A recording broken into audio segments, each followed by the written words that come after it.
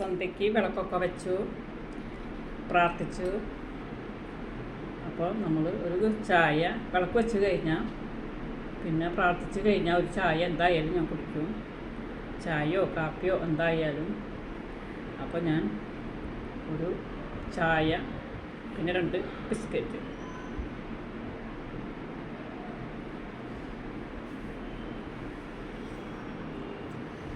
അപ്പോൾ ഞാൻ ഇന്നും ഒരു പുതിയ വീഡിയോകൾ ഇട്ടിട്ടുണ്ട്. ആലു പൊറോട്ടയും പിന്നെ ഷോർട്ടൊക്കെ ഇട്ടിട്ടുണ്ട്. ഇന്ന് ഞാൻ പുതിയൊരു വിഭവം ഉണ്ടാക്കിയിട്ടിട്ടുണ്ട്.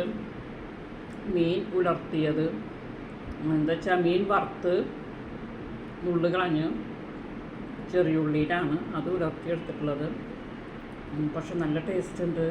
ഉണ്ടാക്കി കഴിഞ്ഞപ്പോൾ മക്കൾക്കൊക്കെ ഭയങ്കര ഇഷ്ടമായി. ചപ്പാത്തിക്കും ചോറിൻ്റെ ഒക്കെ കൂടെ കഴിക്കാൻ, അവർ ചപ്പാത്തി കൂട്ടിയിട്ടാണ് കഴിച്ചത്.